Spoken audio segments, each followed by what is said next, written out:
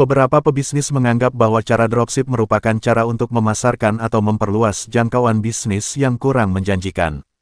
Padahal, pada tahun 2017 sebanyak 23% dari seluruh penjualan daring dalam skala global memakai sistem dropshipping.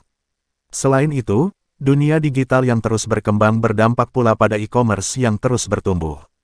Sehingga, pertumbuhan dari dunia digital maupun e-commerce juga dapat memberikan dampak baik pada sistem dropship yang turut berkembang. Lantas masihkah sistem dropship ini layak dan relevan untuk digunakan pada bisnis masa kini? Tentu saja, sistem dropship juga dapat dijadikan sebagai praktik awal untuk mulai berbisnis secara daring, sebelum akhirnya memutuskan untuk mengeluarkan modal yang besar. Apabila Sobat Adipedia ingin cara menjadi dropshipper, maka video tutor satu ini tepat untuk disimak. Berikut cara mudah mengetahui menjadi seorang dropshipper yang handal. Dropship adalah sebuah model untuk memasarkan produk yang tengah populer, karena perkembangan pada e-commerce serta media sosial. Dropshipper adalah pelaku atau yang menjalankan usaha dropship. Adalah sistem penjualan ketika penjual atau yang biasa disebut dropshipper hanya perlu mengiklankan serta menjual barang dari pihak lain tanpa perlu membeli barang atau menyetok barang tersebut. Pelaku usaha yang memasarkan produk dropship disebut sebagai dropshipper yang bertugas untuk menghubungkan produsen barang kepada konsumen. Dropshipper merupakan pihak ketiga dalam sistem bisnis ini. Sampai sini, apakah Sobat Adipedia telah memahami konsep dari pengertian dropship dan dropshipper? Apabila telah paham, mari kita melanjutkan untuk membahas cara mudah menjadi seorang dropshipper. Usai memahami konsep marketing dari dropship, berikut adalah cara mudah untuk menjadi dropshipper. Step 1. Melakukan riset supplier atau pemasok barang. Langkah pertama yang paling penting untuk dilakukan adalah dengan melakukan riset pada supplier atau pemasok barang yang nantinya akan dijual. Kenapa perlu melakukan riset terlebih dahulu? Hal ini dikarenakan calon dropship tidak memiliki produk untuk dijual atau dipasarkan, sehingga step pertama ini merupakan step penting untuk mengetahui jenis produk maupun kualitas produk yang akan dijual. Berikut penjelasan untuk mendapatkan kriteria supplier yang baik dan konsisten untuk dijadikan rekanan dropship. Silahkan simak tutorialnya selanjutnya. 1. Terpercaya. Pastikan bahwa supplier merupakan perusahaan yang terpercaya untuk menjalankan bisnis dengan cara yang jujur. Bagaimana cara mengetahui bahwa supplier terpercaya? Anda bisa cek riwayat penjualan serta kerjasama yang dilakukan oleh supplier tersebut kepada mitra dropshipper yang telah bekerja sama. 2. Harga. Harga merupakan faktor penting yang harus diperhatikan dan sifatnya wajib dalam bisnis dropship. Supplier yang bisa menawarkan harga sesuai dengan target market usaha yang akan kita jalankan. Misalkan target market Sobat Adipedia adalah orang-orang kelas berduit, maka apabila supplier memberikan penawaran yang tak cukup murah bukanlah jadi persoalan, sebab target market mampu membeli produk dengan harga tersebut. Dan begitu pula sebaliknya. Selain itu, mendapatkan supplier yang menawarkan harga yang murah juga merupakan keuntungan nantinya, karena dropshipper dapat menaikkan harga yang lebih tinggi dan tentunya bisa mendapatkan profit yang lumayan besar, sesuai dengan keinginan dropshipper. Oke, sahabat Adipedia, sebelum kita lanjut ke tutorial berikutnya, silahkan klik tombol like, komen, share, dan subscribe. Dan jangan lupa tombol lonceng, agar Sobat Adipedia bisa dapat tutorial yang bermanfaat dari Adipedia di channel Adipedia, channelnya anak muda yang kreatif. 3. Produk menentukan produk yang sedang tren di pasaran akan lebih mudah dijual oleh dropshipper. Oleh sebab itu, wajib untuk mencari supplier yang menyediakan produk yang lagi ngetren di masyarakat. Supaya mudah diterima oleh calon konsumen nantinya. Selain produk yang lagi ngetren, pastikan kualitas produk tidak mengecewakan. Pelayanan dalam hal bisnis dropship yang harus diutamakan adalah pelayanan kepada calon konsumen. Respon cepat akan menambah nilai positif pada toko Anda dan meningkat branded usaha Anda ke depannya. Ketika konsumen menanyakan produk merupakan hal yang penting. Terkadang konsumen akan pergi dan memilih toko lain, apabila toko yang ia tuju sebelumnya merespon terlalu lama. Dropshipper adalah pihak ketiga, oleh karena itu, untuk memastikan bahwa supplier dapat merespon dengan cepat merupakan hal yang penting, yang wajib dilakukan sebagai dropshipper. 5. Stok barang. Ketersediaan barang oleh supplier yang memiliki stok barang yang cukup merupakan hal yang penting. Sehingga para dropshipper tidak perlu khawatir kehabisan barang, untuk melayani calon konsumen. Dan rating supplier menjadi barometer usaha Anda nantinya. Supplier yang selalu update dan kooperatif dan informasi stok barang, jadikan mitra prioritas dalam Anda menjalankan usaha. 6.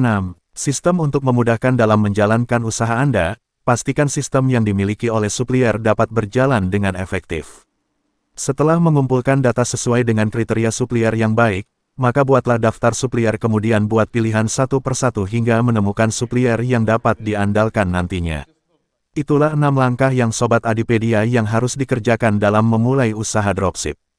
Kaya melalui dropship tanpa modal.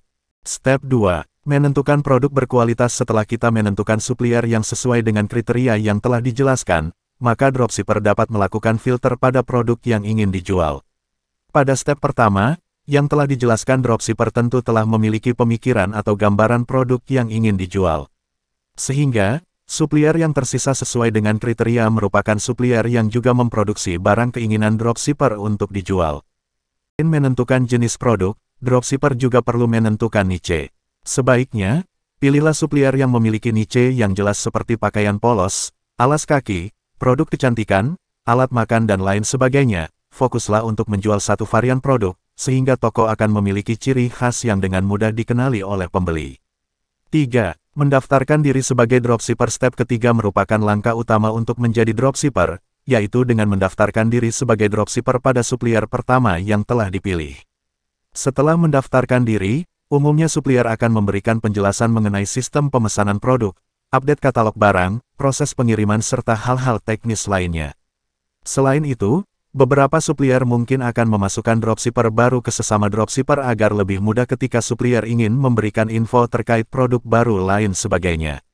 Kemudian apabila supplier meminta biaya registrasi, maka pastikanlah bahwa biaya registrasi yang diminta sebanding dengan pelayanan yang akan didapatkan ketika menjadi dropshipper supplier tersebut. 4. Membangun brand untuk toko online. Ketika sudah resmi menjadi dropshipper, mulailah untuk membangun toko online agar jangkauan kepada konsumen lebih jauh. Kini, membangun toko online tidaklah repot, karena banyak e-commerce yang menyediakan beragam kemudahan untuk pemilik bisnis yang ingin membuka toko online-nya di e-commerce tersebut. Ada beberapa hal yang perlu dilakukan oleh dropshipper yang ingin membangun toko online agar mudah dikenali oleh konsumen. Nama brand. Tahapan pertama adalah memikirkan nama brand yang nantinya akan menjadi identitas untuk toko dropshipper dan menggambarkan produk seperti apa sih yang dijual di toko tersebut. Sehingga pikirkanlah nama brand yang dapat merepresentasikan toko dropshipper dengan baik. Membuat logo. Selain nama brand, logo merupakan identitas toko yang dapat menggambarkan suatu toko pula. Umumnya, logo akan menggambarkan visi dan misi serta filosofi dari toko tersebut. Membranding toko online, caranya adalah dengan menentukan konten yang akan diunggah di sosial media. Selain konten jualan, konten lain tentu penting untuk diunggah agar konsumen tidak bosan dengan unggahan jualan saja. Tentukan pula pola warna, gaya bahasa, font dan lainnya. 5. Menyiapkan elemen visual sebagai media promosi. Elemen visual merupakan ujung tombak untuk modal jualan online. Gambar yang menarik serta berkualitas tinggi akan menarik banyak pelanggan. Usahakan untuk menyertakan foto produk yang jelas serta detail, sehingga calon konsumen akan lebih mudah melihat atau menggambarkan produk asli dengan yang ada di foto. Selain foto yang baik, jangan lupa untuk menambahkan beberapa elemen yang dapat mencirikan brand untuk toko online dropshipper. 6. Melakukan pengaturan pada toko online. Ada beberapa e-commerce yang dapat dijadikan pilihan sebagai tempat untuk membangun toko online dropshipper. Pilihlah salah satu atau beberapa e-commerce untuk membangun toko online dan lakukanlah setup atau pengaturan sesuai dengan kebijakan pada e-commerce tersebut untuk membangun toko online. Tambahkan informasi penting mengenai toko online dropshipper, seperti kontak, alamat, jam operasional toko hingga deskripsi produk yang dijual. Selain melakukan setup pada e-commerce, lakukanlah setup pada sosial media dengan menempatkan konten penting pada draft maupun highlight apabila sosial media tersebut menyediakan fitur highlight. 7. Melakukan analisis pasar. Seperti halnya melakukan riset untuk supplier, lakukan pula riset untuk target market serta kompetitor yang menjual produk serupa dengan toko dropshipper. Cobalah untuk mencari tahu karakter konsumen serta temukan pula pola komunikasi hingga gaya pendekatan yang cocok untuk konsumen. Data-data tersebut dapat menjadi acuan untuk dropshipper dalam menjalankan pemasaran produknya. Ketika melakukan analisis kompetitor bisnis, dropshipper dapat menemukan informasi terkait strategi pemasaran yang digunakan oleh kompetitor. Setelah itu, carilah kelebihan maupun kelemahan dari strategi pemasaran tersebut. Dropshipper dapat melakukan penyesuaian pada strategi pemasaran kompetitor dan menerapkannya untuk memasarkan produk yang dijual. 8. Optimalkan pemasaran pada sosial media. Toko online foto merupakan salah satu faktor penting yang dapat memikat konsumen untuk akhirnya memutuskan membeli produk jualan dropshipper. Namun, tentu saja foto bukanlah satu-satunya faktor yang menjadi pendorong untuk menjual produk dropshipper. Oleh karena itu, dropshipper perlu lebih aktif dalam melakukan pemasaran produk. Seperti mengoptimalkan sosial media sebagai salah satu media pemasaran online selain melalui e-commerce. Bagaimana cara untuk mengoptimalkan pemasaran di sosial media? Manfaatkanlah seluruh fitur yang disediakan oleh sosial media tersebut. Contohnya seperti WhatsApp, Instagram dan Facebook yang menyediakan fitur Stories untuk penggunaannya. Aktiflah berinteraksi dengan pengikut di sosial melalui fitur Stories tersebut, dengan memanfaatkan polling maupun melakukan tanya jawab melalui fitur Question and Answer. Dengan aktif berinteraksi, maka penjual akan mendapatkan informasi mengenai karakteristik konsumen, kritik saran maupun hal-hal penting yang dapat meningkatkan penjualan. Selain itu, fitur-fitur yang disediakan oleh sosial media tersebut dapat diakses secara gratis. Sehingga dropshipper tidak perlu menambahkan modal dalam pengoptimalan konten jualan di sosial media. 9. Membuat website sebagai pendukung untuk memasarkan produk dapat membantu mengoptimalkan penjualan.